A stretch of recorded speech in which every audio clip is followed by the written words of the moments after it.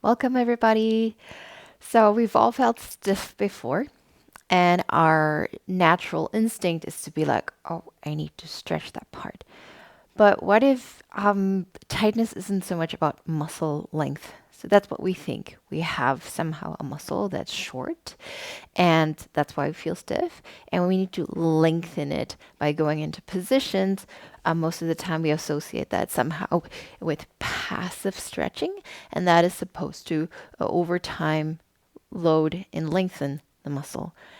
However, from experience, you probably know that that doesn't always work. So today we're going to look at how we can hopefully approach tightness with a little bit more compassion and intelligence. So, first of all, what is tightness then, really, if it's not muscle shortness? There are a few things. So, what we normally associate with tightness is neurological. So, if you've been sitting at the table typing away, your hip flexor is just going to be short because our body thinks, well, this is the normal range of movement that the hip flexors are supposed to be, so this is safe. As soon as the body goes into positions where that is not the case, your body thinks, whoa, this is actually dangerous. We need to protect the body, and it shortens and tightens it. So that is neurological tightness. And so it's our body's very, very intelligent way of bracing and trying to keep you safe. So that gives us a little bit of a different relationship to tightness. It's actually a protection mechanism. The other thing is, yes, there can be some stiffness, mechanical stiffness, but it's not so much what we think it is. So, this is a book. And if you think of these layers or the pages of this book as your collagen fibers of the fascia or connective tissue, they mostly crisscross through the body and give us, the shape that we have. And due to stress, dehydration, injury, we tend to get a little bit sticky. So if you imagine I have glue and I would stick the glue in each and every page and let it dry, dehydration, then this book would just be a block. However, if we start to move it a little bit and start to unstick those pages of layers, we have glide, we have sort of fluidity, and it's not so much tight, like dried out glue, but sort of oily, sort of gooey glue, then we would be able to move the pages and therefore gain mobility. So that is our ability of our fascia to glide in shear due to hydration. So we need hydration. And another thing that can be why we experience tightness is that some muscles get sleepy. We don't move our bodies in sort of holistic ways throughout the day, mostly when we're working at a desk, etc. And so, for example, the bum, for a lot of us, the glutes become a little bit inactive, and therefore the hamstrings think they have to do all the extension in the back of the body, and so they get really, really tight.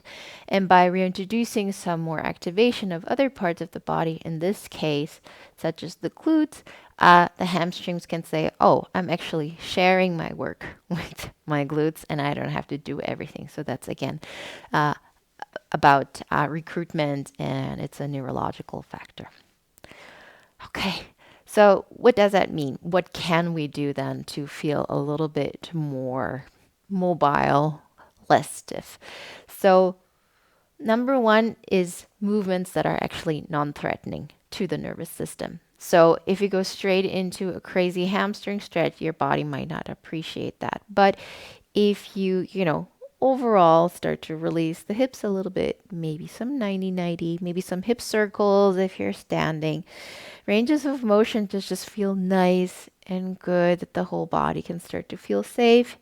You might have a better chance of working with the areas of tightness. Another thing you can do is cat and cow, spinal movements, recruiting the whole upper body, and then actually starting to create some shear. Like if you imagine those pages of the book again, if I wave my spine, really start to create this movement where the layers of the pages can start to glide.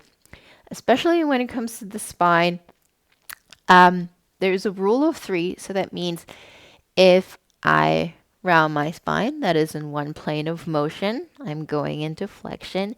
And I also side bend at the same time, I will automatically have a bit of a twist. And the spine really likes that. For example, this thread the needle is a very good example of all directions of movement happening at the same time. I have probably some arching, I have a twist going on, and I also have a side bend going on. And these ways of moving that are a little bit more unusual or nonlinear are some of the favorites of our fascia in creating more shear and glide.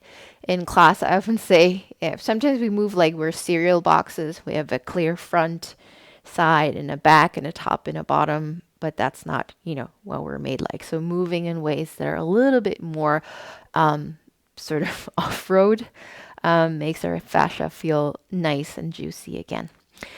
Another thing we can do, obviously, is to actually load the tissue and also go into active stretches. So you've probably done, one of these hamstring stretches before. You go back and forth. A sort of gliding movement would fall under the category of non-threatening movement. Of course, if you don't go too deep into it, think of it more as a waving back and forth. But then you can also play around with making this active. So instead of just stretching the hamstrings, you can say, oh, I'm going to use my quads. So I'm going the other way. I'm creating active range of motion. And that makes the body understand, oh, wow, I'm not just stretching. This is not threatening. This is not unnecessary. This is actually a movement that my body needs for survival, because for the body, everything's about survival. So you can load all sorts of things.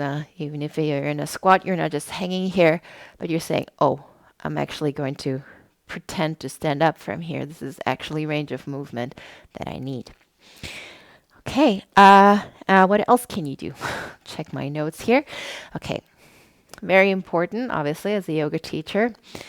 Nervous system down regulation. So your breath. The breath is the easiest way to get in touch with your nervous system. It's kind of like the bridge between what is conscious and what is unconscious. And so if your breath is like while you're stretching, it's probably not going to work. So one of the easiest things in down regulating your nervous system is just making your exhales a little bit longer. So you can just breathe for yourself, even while you're doing these stretches or these easy movements. Let's do another one. Even like moving your wrists, non-threatening.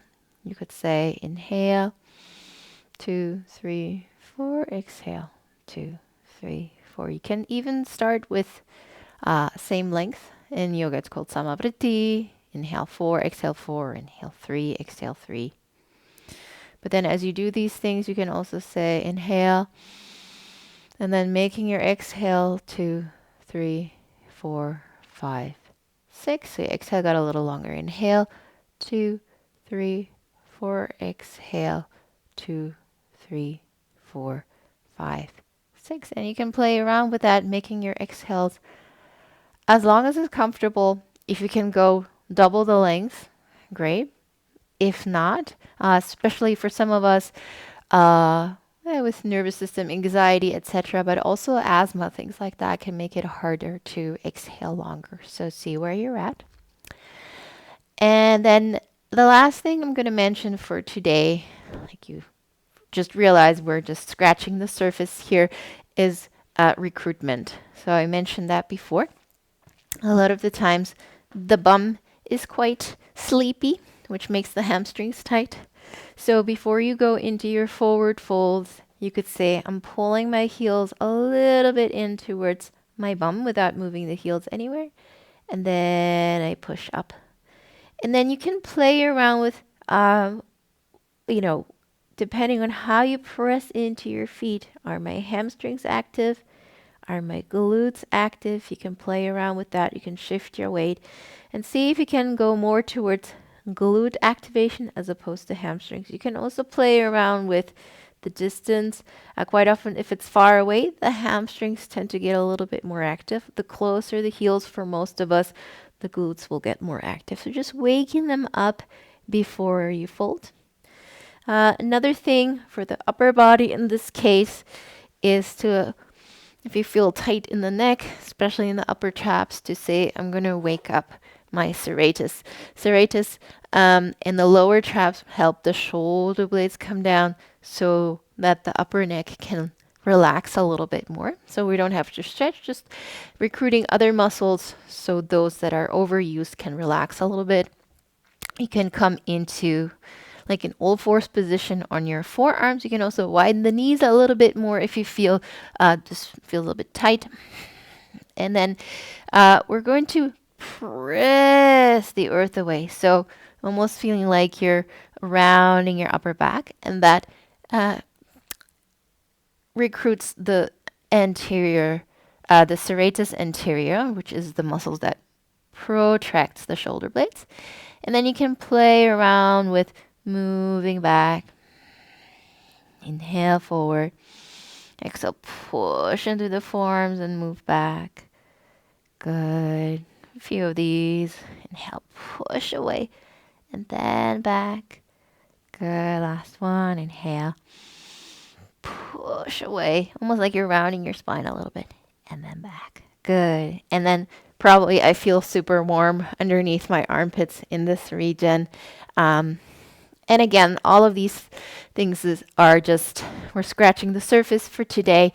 And we can go much deeper into each and every one of these strategies, of course.